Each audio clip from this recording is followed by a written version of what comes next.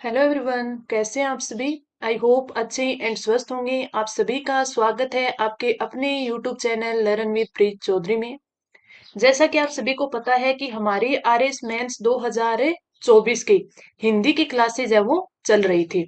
इस हिंदी की क्लासेज में हम टेस्ट करते हैं जो आपके हिंदी में जो यूनिट फर्स्ट है, आपके जो हिंदी है यानी पेपर फोर्थ है। पेपर फोर्थ में जो आपकी यूनिट फर्स्ट है यानी यूनिट फर्स्ट है वो किस चीज की है, हिंदी की है। तो इसमें हम हिंदी का ही पार्ट है वो ए कर रहे थे, जिसमें आपका व्याकरण आता है, जिसमें आपका व्याकरण आता है। लेकिन आज हम है वो पार्ट ए और पार्ट बी का भी एक टॉपिक करेंगे। पार्ट बी का एक कौन सा टॉपिक करेंगे, हमारा पत्र लेखन। पत्र लेखन में आपको पता है कि मैंने आपको एक पत्र लेखन में जैसे चार लेख होंगे आपके पत्र, चार प्रकार के कार्यालय पत्र होगा आपका, आपका अनुस्मारक यानी रिमाइंडर वाला होगा, कार्यालय आदेश होगा, इस प्रकार अर्थशास्त्र के पत्र होंगे। तो आपके चार पत्र होंगे, जिसमें हमने जो कार्यालय पत्र है वो अच्छे से मैंने आपको एक क्लास लगाई थी जिसमें समझाया था कि हाँ इस प्रकार आपको उसकी फॉर्मेशन करनी है और इस प्रकार आपको लिखना है। तो आज मैं एक और एग्जांपल लेके आई हूँ जिसके तहत मैं आपको अच्छे से समझाऊंगी कि कहाँ पर तो आपको कोमा लगानी है, कहाँ पर आपको स्पेस देना है, कहाँ पर आपको है वो कहाँ से, जैसे ये होता है ना कि हाँ अपन कहाँ से वो पत्र लिखना स्टार्ट करें, कहाँ से हम पैराग्राफ चेंज करें, कहाँ से लाइन चेंज करें, ये सारी सारी चीजें मैं आपको अच्छे से आज समझाऊंगी। तो आज की जो ये टेस्ट है, इस टेस्ट में आपको आज 60 नंबर है वो सिक्योर करने हैं, यानी 60 नंबर का जो पोर्शन है आज हमें कवर करेंगे। इस टेस्ट को आप लगाना और देखना कि 60 में से आपकी है वो कितने नंबर है बन रहे हैं। ये जितने भी क्लासेस मैं आपके लिए ले रही हूँ वेरी ही इंपॉर्टेंट है। क्यों? क्योंकि इसमें आपका जो फोर्थ पेपर है वो बहुत ही अच्छे से कवर होगा। अब आज के अगर टेस्ट की बात करें तो आज के टेस्ट में मैंने आपको बता दिया, पार्ट ए में व्याकरण का सारा जो भी आपके सिलेबस में दिया हुआ है सारी चीज कवर की जाएगी। और पार्ट बी में जो आपके चार पार्ट होते हैं, पत्र लेखन, प्रारूप लेखन और संक्षिप्तीकरण, पलवन, वैसे चार आपके आते हैं। उसमें से हम एक करेंगे पत्र लेखन, जिसमें से पत्र भी मैंने बता दिया कार्यालय आदेश पत्र। ठीक है, इसमें ये सारे के सारे जो पत्र है मैं एक एक टेस्ट के साथ लेकर अच्छे से आपको इनको लिखने का तरीका है वो अच्छे से समझाऊंगी। तो चलिए आज की क्लास है वो स्टार्ट करते हैं। हमारी क्लास का जो सबसे पहला क्वेश्चन आज है, निम्नलिखित शब्दों की संधि कीजिए। हमें क्या करनी है, संधि करनी है। हमें दिया हुआ है जन प्लस अर्दन। अर्दन मतलब क्या होता है, पीड़ा। अर्दन मतलब होता है पीड़ा। अब हमें इनका संधि करनी है तो इसका क्या बन जाएगा, इसका बन जाएगा जनार्दन। क्या बन जाएगा, जनार्दन। जनार्दन की बात करें तो जनार्दन, अर्दन का मतलब पीड़ा होती है और जनार्दन का मतलब क्या हो गया, पीड़ा को दूर करने के लिए पैदा होने वाला। जैसे विष्णु, विष्णु, कृष्ण, कृष्ण, ये क्या थे, ये पीड़ा को दूर करने के लिए पैदा होने वाले थे। तो जनार्दन का अर्थ क्या होता है, पीड़ा को दूर करने के लिए हुए पैदा, होने वाला पैदा। ठीक है, और अर्दन का मतलब होता है पीड़ा। अब अगली पर चलते हैं। अगला है तथ्य प्लस अन्वेषण। तथ्य प्लस अन्वेषण। तो इसकी अन्वेषण होता है, इसका क्या होता है, इसका अर्थ होता है जांच। इसका अर्थ क्या होता है, जांच। और इसी की अगर हम संधि करें तो इसकी संधि संधि विच्छेद करें तो इसका क्या हो जाएगा, अनु प्लस एषण। अनु प्लस एषण, ये आपकी अन्वेषण की क्या है, संधि विच्छेद है। हमें इसकी संधि करनी है तथ्य प्लस अन्वेषण। तो इसकी जो संधि होगी वो क्या हो जाएगी, तथ्यान्वेषण।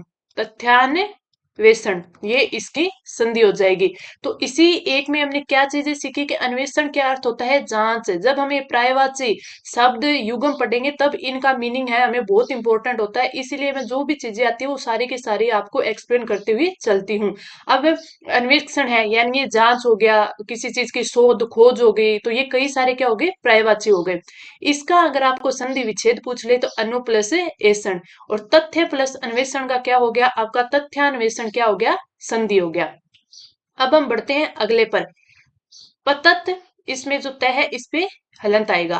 पतत प्लस अंजलि, पतत प्लस अंजलि। अगर इसकी बात करें का इसका संधि क्या होगा, पतंजलि। इसका संधि क्या होगा, पतंजलि। अंजलि में ल पे मात्रा है वो छोटी है, ध्यान रखना, ए के ऊपर बिंदी है। और पतत में तय, जो दूसरा तय है इसमें क्या आता है, आपके हलंत आता है। तो पतत प्लस अंजलि, पतंजलि। ठीक है, अब हम आगे बढ़ते हैं हमारे अगले एग्जाम्पल पर। हमारा अगला एग्जाम्पल क्या है? फोर्थ। फोर्थ है आपका ने प्लस ए। क्या है? ने प्लस ए। इसका क्या बनता है? इसका बनता है नए। इसका क्या बनता है? नए। नए का अर्थ क्या होता है? नीति। नए का अर्थ क्या होता है? नीति। तो ये आपके संधि वाले शब्द है कि हमें संधि बनानी थी, कंप्लीट होते हैं। अब हम हमारे दूसरे क्वेश्चन पर चलते हैं और इसमें हमें क्या बताना है? संधि विच्छेद बताना है। क्या बताना है? संधि विच्छेद की संधि कीजिए। संधि विच्छेद करना है इस संधि का, तो उत्कोच। ठीक है, तो उत्कोच ये यहाँ पे टाइपिंग में कुछ हो गया। निम्नलिखित शब्दों की संधि यहाँ पे आना था, विच्छेद। संधि विच्छेद कीजिए। तो उत्कोच का हमें क्या करना है? संधि विच्छेद करना है। उसका उत्कोच का अर्थ क्या होता है? इसका अर्थ होता है घूस। इसका अर्थ होता है घूस। अगर हम इसके संधि विच्छेद की बात करें तो ये उद प्लस कोच। उत प्लस कोच। ठीक है, और इसका ये जो संधि है कौन सी है? व्यंजन संधि है। ये संधि कौन सी है? व्यंजन संधि है। उत्कोच का अर्थ होता है घूस, और इसकी संधि विच्छेद करेंगे तो उद प्लस कोच। आगे बढ़ते हैं, अगला है संयम। अगला है संयम। संयम का संधि विच्छेद होता है सम प्लस यम। यम का अर्थ क्या होता है? विचार। कोई भी चीज अगर आपको समझ में नहीं आती है तो आप तुरंत कमेंट करके पूछ लेना, मैं आपका वैसे ही जल्दी कमेंट का रिप्लाई करने की कोशिश करूंगी। अगर इसकी बात करें तो ये भी आपकी कौन सी है? संयम। संयम में भी आपकी व्यंजन संधि होगी। व्यंजन संधि के में अगर आपको प्रकार देखे तो जो अनुनासिक जो संधि होती है, अनुनासिक व्यंजन संधि वो वाली। तो हमें ये नहीं देखना कि इसमें कौन सी संधि, हमें ये देखना है कि इसका संधि विच्छेद किस प्रकार करें। संयम, सम प्लस यम, और यम का अर्थ होता है विचार। अगली जो शब्द है हमारा गिरीश। गिरीश की बात करें तो इसमें गिरीश का अर्थ क्या होता है? गिरीश का अर्थ होता है हिमालय। गिरीश का अर्थ होता है हिमालय। गिरीश मतलब हिमालय। हिमालय का जब भी आप पर्यायवाची याद करें तो गिरीश याद करना अच्छा है। अगले अगर गिरीश की हम संधि विच्छेद करें तो गिरी, गिरी प्लस ईस। गिरी प्लस ईस, गिरीश। गिरी प्लस ईस, गिरीश। इसमें बड़ी ई आएगी। क्यों? क्योंकि अब बड़ी ई का मेल हुआ है, तो बड़ी ई, गिरीश। गिरी प्लस ईस। अगला हम देखते हैं प्रत्यर्पण। प्रत्यर्पण की अगर हमें संधि करनी है तो इसमें क्या है? प्रति प्लस अर्पण। प्रति प्लस अर्पण, ये क्या हो गया? इसका संधि विच्छेद हो गया। तो अब हमने संधि भी कर ली, शब्दों की संधि विच्छेद भी कर लिया। अब हम बढ़ते हैं अगले क्वेश्चन पर, और हमारा अगला क्वेश्चन क्या है कि निम्नलिखित उपसर्गों के संयोग से दो दो शब्द बनाने हैं। हमें उपसर्ग दिया हुआ है और उससे हमें दो दो शब्द बनाने हैं। जो उपसर्ग होता है उसमें हम संधि के टॉपिक को भी कवर करते हैं, क्योंकि ऐसे भी शब्द होते हैं जो कि संधि के प्रयोग से बने होते हैं। ठीक है, यानी संधि के उदाहरण होते हैं। जैसे हमने ले लिया अति। अति उपसर्ग की बात करें तो अति का अर्थ होता है अधिक। अधिक या परे। अधिक या परे। अति का अर्थ देख लिया। अब हम इससे बनने वाले शब्द देखेंगे। जैसे अतिक्रमण। अतिक्रमण। और कौन सा हो सकता है? अति मानव। अति मानव। इसके अलावा अति व्याप्ति। अति व्याप्ति। मैंने कल आपको एक चीज बताई थी कि मैं जो यहाँ पे आपको एग्जाम्पल लिखवाती हूँ, इसमें मैं आपको ऐसे भी एग्जाम्पल लिखवाती हूँ जिसमें आपके दो दो उपसर्ग होते हैं। कितने? दो दो उपसर्ग। मान के चलिए कि हमारे एग्जाम में अब ये क्वेश्चन आते हैं कि उपसर्गों के संयोग से दो दो शब्द बनाइए। कहीं ये आ जाए कि दो उपसर्गों के संयोग से शब्द बनाइए, तो हमें ऐसे क्वेश्चन है वो पता होने चाहिए।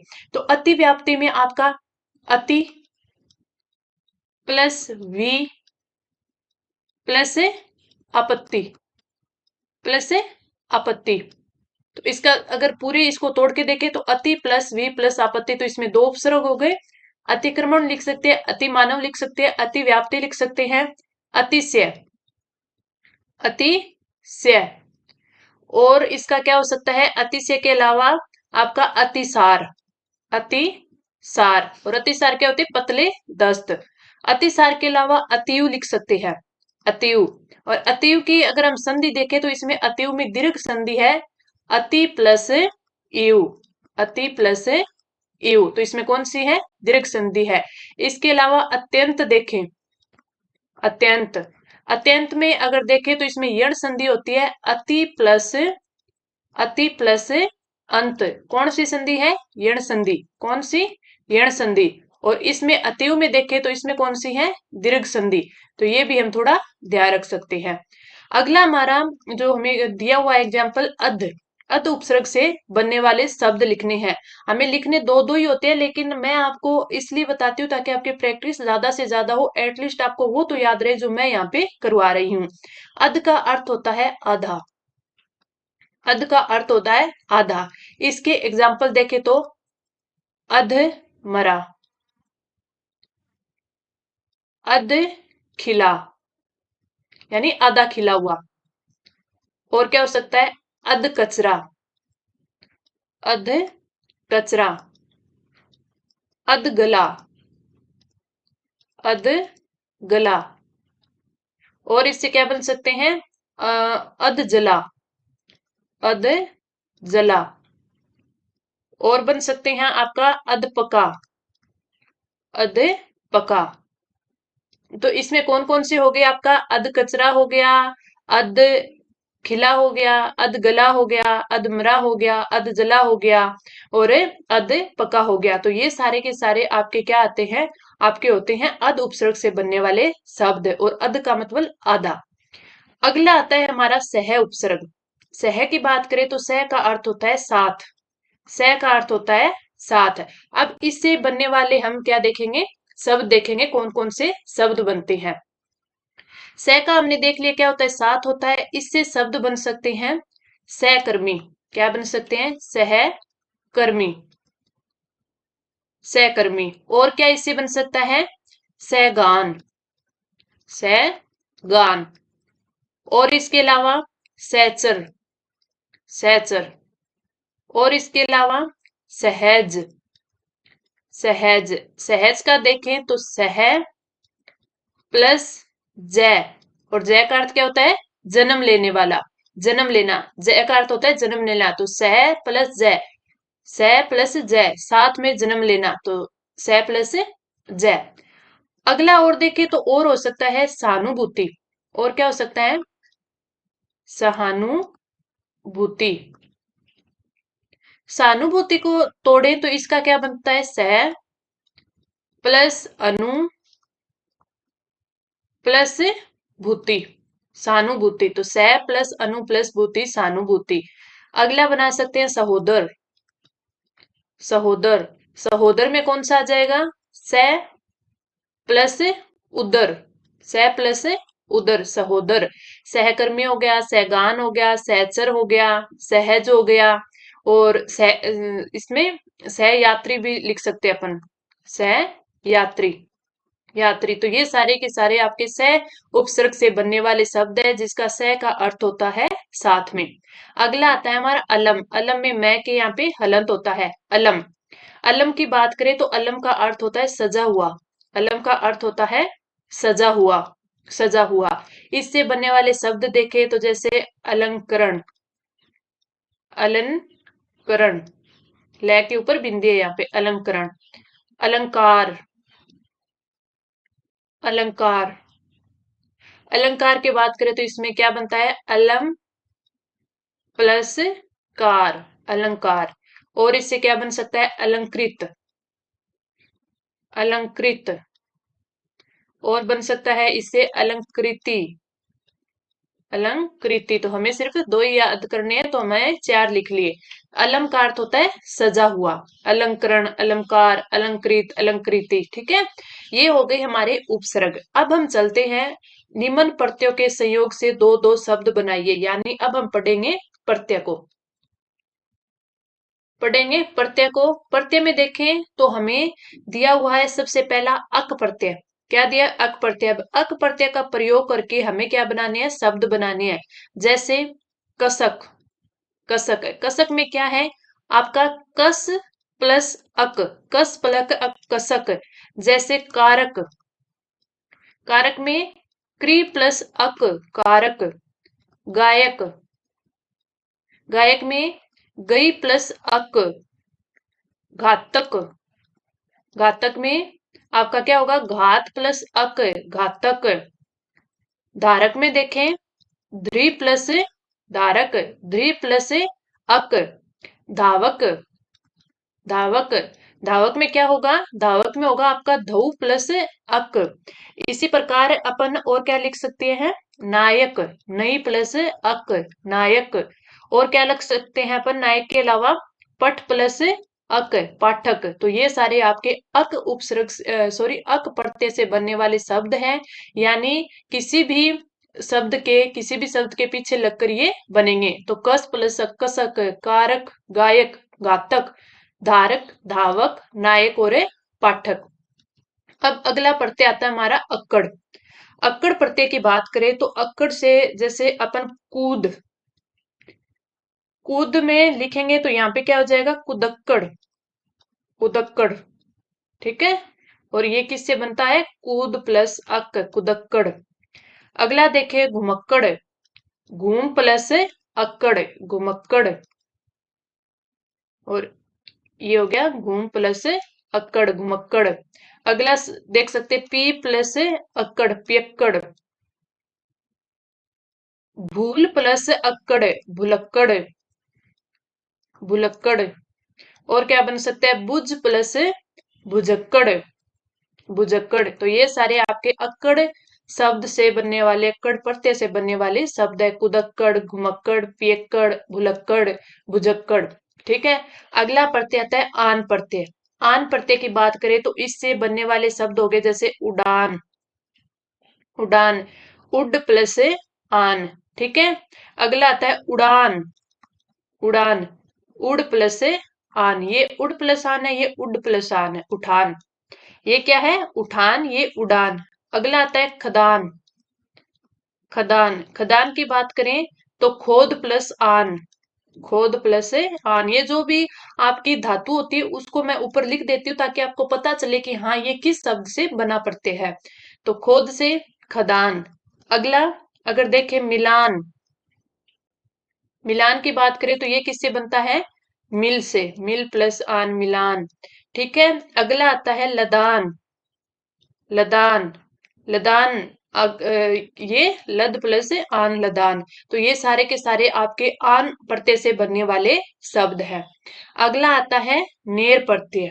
नेर प्रत्यय, नेर का अर्थ होता है नगर, नगर। आपने कई बार देखा है ना, कई सारे नगर है जैसे आपके आबानेर, गजनेर, बीकानेर में आपका गोनेर, जोबनेर। तो ये सारे के सारे क्या है आपके नेर शब्द से, नेर प्रत्यय से बनने वाले शब्द है।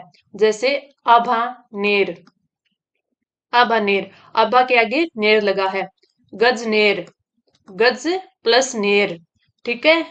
गोनेर, गो प्लस नेर।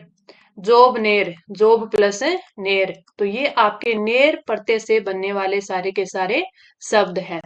तो ये हमने क्या लिखे, प्रत्यय से बनने वाले शब्द देख लिए। अब हम आगे बढ़ते हैं। अगला हमारा क्वेश्चन है प्रत्ययों के संयोग से बनने वाले शब्द, यानी अगला भी हमारा प्रत्यय से बना है। इसमें हमें इस प्रत्यय दिया हुआ है। इस प्रत्यय की बात करें तो इससे बनने वाले शब्द होते हैं जैसे आजमाइश, आजमाइश। ठीक है। और बन सकता है पैदाइश, पैदाइश, पेमाइश, पेमाइश। और इससे क्या बन सकता है, फरमाइश, फरमाइश। तो ये सारे के सारे आपके इस प्रत्यय से बनने वाले शब्द हैं, फरमाइश।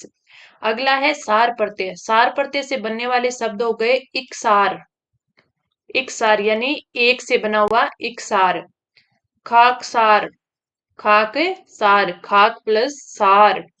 मिलनसार, मिलन प्लस सार, मिलनसार।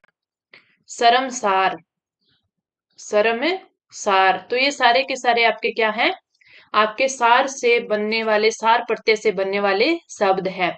हमने संधि कर ली, उपसर्ग कर लिए, प्रत्यय कर लिए। एक बात मैं आपको बताऊं, इस क्लास की जो भी पीडीएफ होती है मैं टेलीग्राम चैनल पर आपको प्रोवाइड करवा देती हूँ। साथ में मैं और भी आपको जो टेलीग्राम पे जो भी इंपॉर्टेंट चीज होती है, कोई भी चीज की अपडेट जो तुरंत है मैं आपको प्रोवाइड करवाती हूँ, तो आप टेलीग्राम चैनल को भी ज्वाइन कर सकते हैं। आगे बढ़े, अगला जो हमारा क्वेश्चन है वो आता है विलोम शब्द। छठा क्वेश्चन आता है हमारा, निम्नलिखित शब्दों के विलोम लिखिए। विलोम में हमें लिखने हैं। हमारा जो पहला है आकर्षण। आकर्षण का विलोम क्या होता है? विकर्षण। आकर्षण का विलोम होता है विकर्षण या अनाकर्षण। आप विकर्षण लिख दे, अनाकर्षण लिख दे, आपका बिल्कुल सही होगा। या फिर आप अपकर्षण लिख दे, अपकर्षण लिख दे, तीनों ही आपके सही होंगे। आपके आकर्षण का विकर्षण, अनाकर्षण, अपकर्षण तीनों ही विलोम में सही है। अगला है उग्र। उग्र का होता है सौम्य, शांत स्वभाव वाला। उग्र, उग्र स्वभाव वाला, सौम्य। कटु, कटु का होता है मधुर। कटु का क्या होता है? मधुर। दुर्देव, दुर्देव यानी दुर्भाग्य। दुर्देव मतलब दुर्भाग्य, दुर्भाग्य। और दुर्देव का जो विलोम होगा वो होगा आपका सौभाग्य, सौभाग्य। तो दुर्देव का अर्थ क्या होता है? दुर्भाग्य। तो इसका विलोम हो जाएगा सौभाग्य। ये हमारे क्या थे? विलोम थे। आकर्षण, विकर्षण, उग्र, सौम्य, कटु, मधुर, दुर्देव, सौभाग्य। अब हम आगे बढ़ते हैं। हमारा अगला है पर्यायवाची। हमें क्या बनाना है? पर्यायवाची है वो बनाने हैं। हमें दिया हुआ है कि दिए गए शब्दों के दो दो पर्यायवाची लिखिए। तो मैं आपको इसके 5 से 6 पर्यायवाची लिखवाऊंगी जिसको आपको याद करना है। ऐश्वर्य यानी वैभव, धन संपत्ति, तो इसका हम लिख सकते हैं वैभव। और इसका लिख सकते हैं अपन समृद्धि, समृद्धि। ये क्या है? समृद्धि। ठीक है। और अपन लिख सकते हैं संपन्नता, संपन्नता। और अभी हमने बात की थी धन संपत्ति, धन है संपत्ति, संपत्ति। तो आपके ऐश्वर्य के पर्यायवाची हो सकते हैं वैभव, समृद्धि, संपन्नता, धन संपत्ति। अगला हमारा शब्द है कनक। कनक की बात करें तो कनक मतलब सोना। तो इसके पर्यायवाची हो गए, पहला ही हो गया सोना, और आपका हो गया हेम, कुंदन, कुंदन, कुंदन। और क्या हो सकता है? स्वर्ण, स्वर्ण के अलावा कंचन, कंचन के अलावा सुवर्ण। ठीक है। और क्या हो सकता है आपका? हाटक, हाटक, हेम। तो कनक का क्या हो सकता है? सोना, हेम, कुंदन, स्वर्ण, कंचन, सुवर्ण, हाटक। ये सारे के सारे आपके कनक के पर्यायवाची हैं। आगे बढ़ते हैं। अगला आता है पहाड़। पहाड़ के पर्यायवाची देखें तो अचल, गिरी, जो हमने पहले संधि में किया था ना, गिरीश यानी हिमालय, उसका। और हो सकता है धरणीधर, धरणीधर, नग, पर्वत, पर्वत के अलावा इसका हो सकता है भूधर, भूधर, सेल, सेल। तो ये सारे के सारे आपके पहाड़ के पर्यायवाची है। अचल, गिरी, धरणीधर, नग, पर्वत, भूधर और सेल। अगला आता है हमारा हाथ। हाथ के पर्यायवाची की बात करें तो हाथ का आता है जैसे कर, पानी, कर, पानी। ठीक है। और बाहु, भुजा और हस्त। ये सारे के सारे आपके किसके हैं? हाथ के पर्यायवाची। कर, बाहु, भुजा, हस्त, पाणी। तो ये सारे के सारे आपके हाथ के पर्यायवाची है। हमने ऐश्वर्य के पढ़े वैभव, समृद्धि, संपन्नता, धन संपत्ति। कनक के सोना, हेम, कुंदन, स्वर्ण, हाटक, कंचन। पहाड़ के अचल, गिरी, धरणीधर, नग, पर्वत, भूधर और सेल। हाथ के कर, पाणी, बाहु, भुजा और हस्त। तो ये हमारे पर्यायवाची हो गए। अब हम बढ़ते हैं अगले क्वेश्चन पर। हमारा अगला क्वेश्चन है, निम्नलिखित शब्द युग्मों का अर्थ भेद स्पष्ट कीजिए। तो इसमें हमें क्या है, शब्द युग्म दिए गए हैं, दोनों सेम सेम दिखने वाले हैं, जिनके अलग अलग अर्थ होते हैं।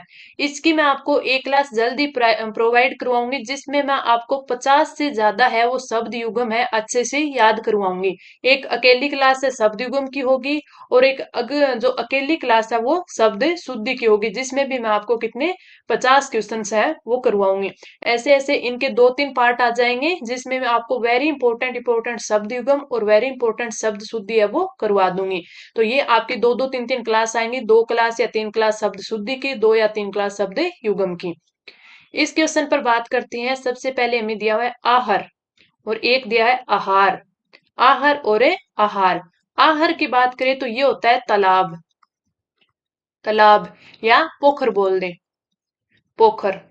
लेकिन आहार ये क्या होता है, भोजन, खाना, भोजन। ठीक है, आहार तालाब या पोखर, आहार भोजन। अगला है उद्दक, और एक उद्दक। एक उद्दक है ये होता है, इसमें कै के नीचे हलंत होता है, और ये उद्दक पूरा होता है, उद्दक और उद्दक। तो उद्दक का अर्थ क्या होता है, आपके उद्दक का अर्थ होता है जल, उद्दक का अर्थ होता है जल। और उद्दक हलंत वाली का क्या होता है, उत्तर दिशा का। इसका अर्थ होता है उत्तर दिशा का, उत्तर दिशा का।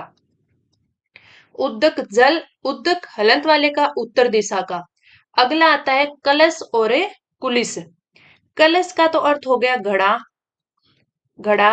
और कुलिस का अर्थ हो गया हीरा या वज्र, हीरा या वज्र। तो दोनों आप याद रखना। अगला आता है निशाचर और निशाकर। निशाचर हम सभी को पता है, इसको क्या बोलते हैं, राक्षस को बोलते हैं, राक्षस, निशाचर। या चोर को, चोर को भी निशाचर बोल देते हैं। उल्लू को भी निशाचर बोलते हैं, ठीक है, उल्लू। और अगर हम निशाकर की बात करें तो निशाकर किसको बोलते हैं, चंद्रमा को बोलते हैं, चंद्रमा। तो हमने पढ़ा कि आहार तालाब या पोखर, और आहार भोजन, उद्दक जल, उद्दक उत्तर दिशा, कलश घड़ा, कुलिस हीरा या वज्र, निशाचर राक्षस चोर या उल्लू, निशाकर चंद्रमा। अगला हमारा क्वेश्चन है कि वाक्यों के लिए सार्थक शब्द लिखिए, यानी एक वाक्यांश के लिए एक शब्द। सबसे पहले हमें दिया हुआ है जिसकी आशा न की गई हो, जिसकी आशा है वो न की गई हो। तो ये क्या होता है, ये होता है अप्रत्याशित। इसका अर्थ होता है अप्रत्याशित, अप्रत्याशित। ये सारे के सारे मेरे करवाए हुए हैं, जिन्होंने वो क्लासेस लिए उनको तो अच्छे से याद भी होंगी। जिसकी आशा न की गई हो, अप्रत्याशित। टाइप करने की कला, टंकण। टाइप करने की कला को क्या बोलते हैं, टंकण। पत्थर को गढ़ने वाला औजार, पत्थर को गढ़ने वाला औजार, ये क्या होता है, छेनी। ये क्या होता है, छेनी, हथौड़ी बोलते हैं ना, तो वो वाली छेनी। पत्थर को गढ़ने वाला औजार है छेनी। गृह विज्ञान संबंधित विज्ञान है, तो वो होता है वास्तु विज्ञान, वो होता है वास्तु विज्ञान, वास्तु विज्ञान। तो हमने पढ़ा जिसकी आशा न की गई हो अप्रत्याशित, टाइप करने की कला टंकण, पत्थर को गढ़ने वाला औजार छेनी, और गृह निर्माण संबंधित विज्ञान है वास्तु विज्ञान।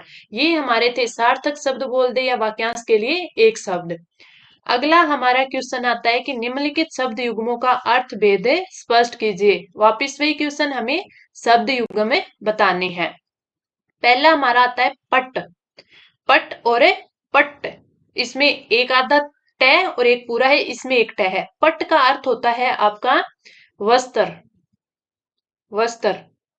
और ये पट है, ये ऐसे भी लिखा जाता है, ठीक है। तो ये वस्त्र हो गया, और ये पट क्या हो गया, तख्ती, तख्ती। जब हम छोटे बच्चे थे तब लिखते थे ना तख्ती के ऊपर, तो वो होती है तख्ती, ठीक है। तो पट वस्त्र और पट तख्ती। अगला आता है सुखी और सुखी, सुखी और सुखी। सुखी का अर्थ क्या होता है, सुख वाला, क्या होता है, सुख वाला। और सुखी का अर्थ क्या होता है, सूखी चीज, कोई शुष्क, शुष्क अपन बोलते हैं ना, ये चीज तो सूख गई है, तो वो वाला सुखी। तो शुष्क और सुखी मतलब कोई सुख वाला, आनंदमय जीवन वाला, सुख वाला। आगे बढ़ते हैं, हमारा अगला क्वेश्चन है। अब हमें शब्द शुद्धि वाले क्वेश्चन आ गए। इसमें तो हमें वाक्य के जो शुद्ध रूप है वो बताना है। अगले क्वेश्चन में हमें शब्दों का शुद्ध रूप लिखना है। तो ये क्वेश्चन है कि वाक्यों के शुद्ध रूप लिखिए। सबसे पहले में क्वेश्चन दिया हुआ है, सप्रमाण सहित उत्तर दीजिए। कभी भी आप स जो उपसर्ग से बना शब्द होता है उसके साथ सहित नहीं लिखते। स का अर्थ तो वैसे ही साथ या सहित हो जाता है। तो सप्रमाण सहित उत्तर दीजिए, तो इसमें तो ये गलत हो गया ना। क्यों हो गया? क्योंकि या तो आप लिख दीजिए कि प्रमाण सहित, प्रमाण सहित उत्तर दीजिए, ये सही हो सकता है। सप्रमाण नहीं लिखेंगे। या फिर आप सीधा सप्रमाण लिख दीजिए। आप लिख दीजिए कि सप्रमाण उत्तर दीजिए, यानी इसकी जगह आप ये दोनों सप्रमाण और सहित साथ नहीं लिख सकते। या तो आप लिखिए प्रमाण सहित उत्तर दीजिए, या आप लिखिए सप्रमाण उत्तर दीजिए, वो आपका बिल्कुल सही होगा। अगला है, कल रात संगीत का खूब रंग चढ़ा। कल रात संगीत का खूब रंग चढ़ा। तो कल रात संगीत का रंग खूब जमा, चढ़ा नहीं। कल रात, मैं दोबारा लिख देती हूँ, जैसे कल रात संगीत का रंग खूब जमा, खूब जमा, ये आपका सही होगा। खूब रंग चढ़ा नहीं, रंग खूब जमा। तो ये आपका क्या हो जाएगा? ये आपका शब्द, ये जो वाक्य बिल्कुल शुद्ध हो जाएगा। ये हमने वाक्य की बात करी। अब हम आगे बात करते हैं शब्दों के शुद्ध रूप की। सबसे पहले हम दिया गया उत्कृष्टता। उत्कृष्टता नहीं होता, उत्कर्ष होता है। उत्कृष्टता नहीं होता, उत्कर्ष होता है। अगला है ऊहापोह। ऊहापोह में आपका ऊ बड़ा आता है। ऊहापोह है। ऊहापोह का मतलब क्या होता है? यानी असमंजस की स्थिति। असमंजस, असमंजस की स्थिति, ऊहापोह यानी असमंजस। कमुद। अब ये जो आपका शब्द शुद्धि में ये जो वर्ड आता है ना, तो इसमें दो आपको शब्द शुद्धि दी जाती है। या तो आपको दिया जाता है कमुद, ये भी आपका गलत है। और कई बार आपको दे दिया जाता है कुमुद, ये भी आपका गलत होता है। आपका सही क्या होता है? सही आपका होता है कुमुद। कुमुद, जिसका अर्थ क्या होता है? कमल। तो आप दोनों चीजें ध्यान रखिएगा, चाहे आपको कमुद दे दे चाहे आपको कुमद दे दे, दोनों के दोनों क्या होते हैं? गलत होते हैं। आपका सही होता है कुमुद, जिसका अर्थ होता है कमल। अगला आता है ग्रसित। ग्रसित, ग्रसित नहीं होता, ग्रसित होता है। ग्रस्त या ग्रसित, ठीक है। ये होता है ना कि ग्रसित, तो ये होता है ग्रस्त, ठीक है। आगे हम बढ़ते हैं। अगला जो क्वेश्चन है वो भी हमें क्या है? शब्द रूप लिखिए, यानी शुद्ध शब्द हमें लिखने हैं। शुद्ध शब्द लिखने हैं। सबसे पहले हमें दिया है गत्यावरोध। गत्यावरोध नहीं होता, गत्यवरोध होता है। क्या होता है? गत्यवरोध। या नहीं होता, यह होता है गत्यवरोध। वेरी इंपॉर्टेंट है, बहुत बार ये आया हुआ क्वेश्चन है। अगला है कौशिक। कौशिक में आपके डबल ओ होता है, यानी आपके औ होता है कौशिक, यानी दो मात्राएं होती है ऊपर, एक नहीं। अगला है चरमोत्कर्ष। चरमोत्कर्ष की बात करें तो चरमोत्कर्ष में र है वो पूरा होता है। चरमोत्कर्ष यानी कि किसी भी चीज का जो विकास होता है, तो अपन बोलते हैं ना कि हाँ वो तो चरमोत्कर्ष पर पहुंच गया, तो ये होता है अंतिम विकास, यानी इससे ऊपर नहीं जाया जाएगा। अंतिम विकास किसी भी चीज का, मान लीजिए किसी की भी उपलब्धि है, वो ये अंतिम होती है, इससे ऊपर यानी पीक पॉइंट, ये वाला पीक पॉइंट, इससे ऊपर नहीं जा पाए, वो होता है चरमोत्कर्ष, ठीक है। अगला आता है त्योहार। त्योहार सही रूप अगर देखें तो त्योहार लिखा जाता है ऐसे, एक ही मात्रा आती है ऊपर। लेकिन त्योहार इस प्रकार लिख दे या त्योहार इस प्रकार लिख दे, ये दोनों गलत होंगे। यहाँ पर बिंदी लगा देते हैं। तो याद क्या रखना है? ना तो दो मात्रा होनी चाहिए जो इसमें लगा रखी है वैसे, ये या पे दो मात्रा, ना तो ये होनी चाहिए, ना ही बिंदी होनी चाहिए। इन दोनों में से ज्यादातर यही दे देते हैं, कभी ये देते हैं कभी ये देते हैं। लेकिन सही हमारा त्योहार होता है। सही क्या होता है? त्योहार। ये छोटी छोटी चीजें आपको ध्यान रखनी है, ठीक है। तभी आप है वो अच्छे से इसमें पेपर फोर्थ में अच्छा स्कोर कर पाएंगे। अब जो अगला हमारा क्वेश्चन आता है वो आता है मुहावरों पर। अगला क्वेश्चन मुहावरों पर आता है। मुहावरों में हमें क्या दिया हुआ है कि मुहावरों का वाक्यों में सार्थक प्रयोग कीजिए। सार्थक प्रयोग करना है, यानी सबसे पहले तो हमें बताना है कि इसका अर्थ क्या होता है, फिर इसका वाक्य में प्रयोग किया जाता है। हमें पूछा है अकल का पुतला। अकल का पुतला मतलब होता है ज्ञानी व्यक्ति, ज्ञानी, या फिर आप विद्वान मान लीजिए, विद्वान मान लीजिए, यानी असाधारण बुद्धिमान होना, असाधारण बुद्धिमान होना। अगर हम इसकी बात करें, इसका वाक्य में प्रयोग करें, तो हम लिखेंगे कि बुद्धिमान व्यक्ति समस्याओं का तुरंत समाधान कर लेते हैं क्योंकि वे वास्तव में अकल के पुतले होते हैं। तो बुद्धिमान, बुद्धिमान व्यक्ति, बुद्धिमान व्यक्ति समस्याओं का तुरंत समाधान कर लेते हैं, का तुरंत समाधान कर लेते हैं, कर लेते हैं। क्यों? क्योंकि, क्योंकि वे वास्तव में, वे वास्तव में अकल के पुतले होते हैं, अकल के, अकल के पुतले हैं या होते हैं। ठीक है, पुतले हैं। तो आपका क्या आ जाएगा, ये हमने इसका अर्थ लिख दिया, ये हमने इसका वाक्य में प्रयोग कर दिया।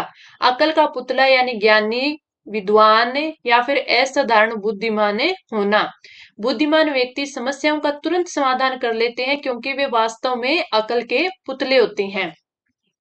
आगे बढ़ते हैं। अगला हमारा जो दूसरा मुहावरा दे रखे है हमें, खार खाना। दूसरा है खार खाना, यानी खार खाना का अर्थ होता है वेर रखना, वेर रखना, यानी किसी भी चीज से वेर नहीं रखना चाहिए। वेर रखना हो गया, तो इसका अगर हम करेंगे तो हम लिख सकते हैं कि यह अवसर, यह अवसर तो मेरा सही, ये अवसर तो मेरा सही काम नहीं करेगा, सही काम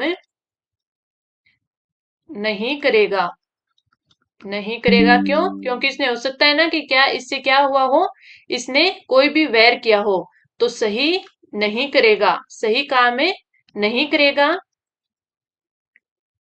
पिछली बार, पिछली बार में, पिछली बार मैं उससे भिड़ गया था, मैं उससे भिड़ गया था, भिड़ गया था। वह मुझसे खार खाए बैठा है, वह मुझसे खार खाए बैठा है, बैठा है। मतलब क्या हो गया कि उसने मेरे से वेर बांध के रखा है कि यह अफसर तो मेरा सही काम नहीं करेगा, पिछली बार मैं उससे भिड़ गया था, वह मुझसे खार खाए बैठा है। अब हम आगे बढ़ेंगे। हमारा अगला क्वेश्चन है 15 नंबर, जिसमें हमें निम्नलिखित कहावतों का अर्थ लिखिए। कहावतें दी गई है जिनका हमें अर्थ लिखना है। पहली कहावत दे रखी है, आगे नाथ ने पीछे पगाहा। आगे नाथ ने पीछे पगा, यानी पूर्णतः अनियंत्रित, यानी आगे पीछे कुछ नहीं है, पूर्णतः अनियंत्रित, अनियंत्रित। तो पहली कहावत क्या हो गई, आगे नाथ ने पीछे पगा है। दूसरा दे रखा है हमें, कहीं खेत की, उसने कही खेत की सुनी खलियान की, कही खेत की सुनी खलियान की, खलियान की, यानी कुछ का कुछ सुन लेना। का कुछ था लेकिन कुछ ही सुन लिया, तो कुछ का कुछ सुनना, कुछ का कुछ सुनना, कुछ का कुछ सुनना। तो ये आपकी कहावतें हो गई। अगला क्वेश्चन आता है हमारा, निम्नलिखित पारिभाषिक शब्दों के समानार्थक शब्द हिंदी पारिभाषिक लिखिए। यानी हमें शब्दावली है, हमें इनके हिंदी अर्थ लिखने हैं। पहला दे रखा है एरियर्स, एरियर्स यानी बकाया, एरियर्स यानी बकाया। अगला है बुलेटिन, तो इसको क्या लिखा जाता है, बुलेटिन ही लिखा जाता है। एरियर, एरियर्स यानी बकाया, और बुलेटिन यानी बुलेटिन। अगला आता है कवरिंग लेटर, कवरिंग लेटर यानी आवरण पत्र, आवरण पत्र। जब भी कभी ऑफिस में हम दूसरे ऑफिस में कुछ जरूरी चीज भेजनी होती है तो उसके ऊपर हमें वो कवरिंग लेटर लिखते हैं, यानी अपने से अपर ऑफिस में कुछ भेजना होता है। ठीक है, तो हम वो एक कवरिंग लेटर लिखते हैं, आवरण पत्र लिखते हैं, जिसमें जो चीजें जो डॉक्यूमेंट भेज रही हैं उनकी सबके बारे में लिखा होता है कि हाँ ये चीजें इसमें दी हुई है। तो वो होता है कवरिंग लेटर यानी आवरण पत्र। एक होता है मेमोरेंडम। मेमोरेंड मेमोरेंडम का अर्थ होता है ज्ञापन। इसका क्या अर्थ होता है? ज्ञापन। ये हमने जो पेपर का जो हमारा पार्ट ए है हिंदी का व्याकरण वाला 50 नंबर का वो कर लिया है। अब हमारा आता है जो पार्ट बी है, पार्ट बी जिसमें पत्र लेखन। पत्र लेखन जो हमारे सिलेबस में एक दिया हुआ है, पार्ट बी में हमारे 4 पार्ट के सिलेबस दिए हुए हैं, संक्षिप्तीकरण, पलवन और आपके पत्र लेखन और प्रारूप लेखन। तो ये जो पत्र लेखन है उसमें जो 4 दिए हुए हैं, कार्यालय पत्र, आदेश यानी ऑफिस ऑर्डर, अर्थशास्त्रीय, तो ये हमारे ये हैं। एक होता है अनुस्मारक यानी आपका रिमाइंडर वाला। ठीक है, तो हमने पहले ये बात की थी कौन सी की, किसकी? कार्यालय पत्र की थी। तो इसको हम देखते हैं। तो जैसे क्वेश्चन दिया है, स्वयं को जिलाधीश मानते हुए नगर निगम प्रशासक जयपुर को सामान्य कार्यालय पत्र लिखिए जिसमें नवंबर माह में विभिन्न स्थानों को चिन्हित करते हुए दीन दुखियों के लिए रेल बसेरों की उचित व्यवस्था करने का उल्लेख हो। 10 नंबर का है। अब हम आगे बढ़ते हैं पत्र पर। अब देखिए सबसे पहले में क्या लिखना होता है? राजस्थान सरकार। ठीक है, कार्यालय किसको माना है कि आप कार्यालय जिलाधीश जयपुर स्वयं को वो मानना है। तुम्हारे कार्यालय का नाम हो गया कार्यालय जिलाधीश जयपुर। यहाँ पे लिखा जाता है पत्र क्रमांक। पत्र क्रमांक में लिखेंगे पत्र क्रमांक। यहाँ पे लिखा जाता है आपके पत्र क्रमांक में, जैसे कार्यालय ने तो का, जिलाधीश जी, जयपुर जय, कार्यालय पत्र। ये हमारा जो वर्ष चल रहा है 2023। कई कई बार यहाँ पे अफ लगाकर फाइल नेम जैसे हमारे ये जो पत्र वाली जो ये है, ये हमारे जो फाइल होती है ना ऑफिस में, जैसे 6 नंबर फाइल है तो इसमें F6 भी लिख देते हैं, यानी ये 6 नंबर फाइल का ये क्या है? पत्र है। ये यहाँ पे डिस्पैच नंबर होता है। ठीक है, यानी इस नंबर का ये पत्र हम लिख रहे हैं, इससे पहले हमने 550 पत्र है वो लिख दिए हैं। तो ये हो गया 551वां। इसके सामने हम लिखते हैं दिनांक 28 अक्टूबर 2023, आज की हमने डेट लिख दी। हमें क्या बोला गया था कि आप कार्यालय जिलाधीश जयपुर खुद को मानकर आपको जयपुर नगर निगम को लिखना है। तो प्रशासक किसको लिख रहे हैं? जयपुर नगर निगम को। कहाँ के को? जयपुर को, तो जयपुर लिख दिया। ये सारी चीज देखना एक सीध में लिख रहे हैं अपन, आपको भी यही चीजें देखनी है। यहाँ तक उनका पता लिख के हम फिर लिखते हैं विषय यानी सब्जेक्ट, किसके बारे में हमें ये लिखना है। तो यहाँ पे विषय लिखते हैं, थोड़ा सा स्पेस देंगे, फिर आगे लिखेंगे क्या सब्जेक्ट था कि दीन दुखियों के लिए रेन बसेरों की समुचित व्यवस्था करने बाबत, पूर्ण विराम। आगे फिर हम देंगे संदर्भ लिखते हैं, यानी ये पत्र हम क्यों लिख रहे हैं, किस संदर्भ में लिख रहे हैं। तो हम लिखेंगे सचिव स्वास्थ्य विभाग राजस्थान सरकार से प्राप्त पत्र, यानी हमें ये पत्र है उनसे प्राप्त हुआ था, उसके बेस पर है हम आपको पत्र लिख रहे हैं। तो उनका जो पत्र था, जो हमने ये पत्र क्रमांक लिखा है, ऐसे ही हमें जो स्वास्थ्य विभाग से पत्र मिला था ना, तो उसके भी जो यहाँ पे जो पत्र क्रमांक लिख रखा था वो एक पत्र का मान के चलिए एड्रेस ही मान लो वो होता है। तो ये हमने लिखा कि पत्र क्रमांक सचिव स्वास्थ्य विभाग राजस्थान सरकार जयपुर, इनसे में पत्र मिला था, ये परिपत्र हो गया 2023। उनका जो नंबर था 351 था। दिनांक यानी 30 सितंबर 2023 को हमें ये पत्र मिला था। अब हम 28 अक्टूबर को ये पत्र लिख रहे हैं। तो ये संदर्भ हो गया, यानी इसके बाबत में हम लिख रहे हैं कि हमें इन्होंने ये पत्र आया था इसके लिए लिख रहे हैं। आगे फिर हम लिखेंगे महोदय।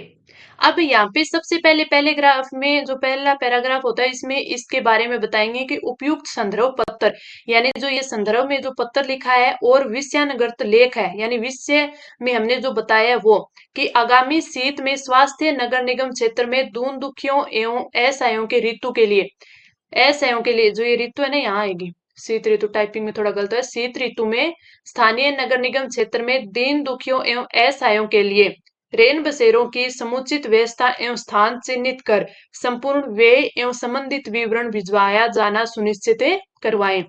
आगे हम जब भी पैराग्राफ चेंज करते, लाइन चेंज करते, तो ये ध्यान रखिए इसके सिद्ध वाला ही लिखते हैं। ठीक है। और ये आप है ना यहाँ पर भी लिख सकते हैं, जैसे उपयुक्त को थोड़ा सा आगे करके ये जो चीजें ना दीन दुखियों सचिव उपयुक्त संपूर्ण, ये सारी चीजें एक लाइन में आप लिखें। ठीक है। फिर आगे संपूर्ण एवं संबंधित विवरण है वो आगामी विधानसभा स्तर में प्रस्तुत किया जाना प्रस्तावित है। यहाँ पे जो जिलाधिकारी है आप, आपका नाम हो जाएगा, आप जिलाधीश हैं तो यहाँ पे आपका जो आपकी मोहर लग जाएगी। फिर हमारा पार्ट आता है कि हम इस पत्र के साथ क्या भिजवा रहे हैं। तो यहाँ देखिए हम यहाँ पे संलग्न क्या कर रहे हैं, उक्त संदर्भ पत्र की छाया प्रति। ठीक है, जो हमें संदर्भ पत्र मिला था, संदर्भ में जो हमने जो पत्र क्रमांक लिखा था ना, वो जो पत्र हमें 30 सितंबर को प्राप्त हुआ था, उसकी एक कॉपी हम इसके साथ है लगाएंगे। आगे फिर यही पत्र क्रमांक कार्यालय जिलाधीश जयपुर कार्यालय पत्र 2023, वहां पे हमने लिखा था 551। अब हमें ये प्रतियां यहाँ पे दे रहे हैं तो 551 का 52 हो गया, और 53 54 ये 500 यहाँ पे आएगा, 4 आएगा यहाँ पे, ये 500 नहीं आएगा, 552 हो गया। तो ये हमने ऊपर 51 लिख दिया था, ये 52 हो गया, 53 हो गया, 54 हो गया, तो यहाँ पे आ जाएगा 54। ठीक है, ये आएगा। दिनांक 28 अक्टूबर 2023, प्रतिलिपि सूचनार्थ एवं आवश्यक कार्यवाही हेतु। ठीक है, इनको जैसे शासन सचिव स्वास्थ्य विभाग राजस्थान सरकार जयपुर को हम लिखेंगे, समस्त विधायक और जो विधानसभा क्षेत्र जयपुर है, जयपुर शहर के हैं, उनको देंगे। ठीक है, ये कॉपियां हम उनको देंगे। और रक्षित पत्रावली। ठीक है, एक चीज याद रखना, जब भी हम कॉपी लगाते हैं ना, जैसे कॉपी यानी प्रतिलिपि लगाते हैं, कोई भी कॉपी देते हैं, तो ऊपर जो साइन होते हैं सेम के सेम ये यही होते हैं, दो दो चीज पे होते हैं। जब ये चीज नहीं होती तब तो ये एक ही साइन होते हैं। जब हम प्रतिलिपि लगाते हैं यानी किसी को कॉपी देते हैं, तो वही साइन यहाँ पे होते हैं, कै ख गए यानी नाम आ गया और जिलाधीश। ठीक है, तो ये था आपका कार्यालय आदेश पत्र। मैंने बिल्कुल अच्छे से समझाने की पूरी कोशिश की है, कुछ भी चीज आपको समझ में ना आई हो तो आप पूछ सकते हैं। वैसे आगे आगे मैं आपको और भी पत्र वगैरह है वो लिखवाती रहूंगी। अब हमने कार्यालय पत्र तो पूरा कर लिया है, अब हम अनुस्मारक यानी जो रिमाइंडर वाला होता है आपका, वो मैं आपको अच्छे से समझाऊंगी, क्योंकि इसके जैसा ही होता है वो। ठीक है, तो पहले वो कराऊंगी, उसके बाद हम जो आदेश पत्र होते हैं वो, और उसके बाद अपने अर्थशास्त्र के पत्र पर चलेंगे। तो आज का टेस्ट ये था। आपको क्लास कैसी लगी कमेंट करके जरूर बताना, अच्छी लगी तो अपने फ्रेंड्स के साथ है वो जरूर शेयर करना। ठीक है, तो चलिए मिलते हैं अगले हमारे टेस्ट पर अगली क्लास में, तब तक के लिए धन्यवाद।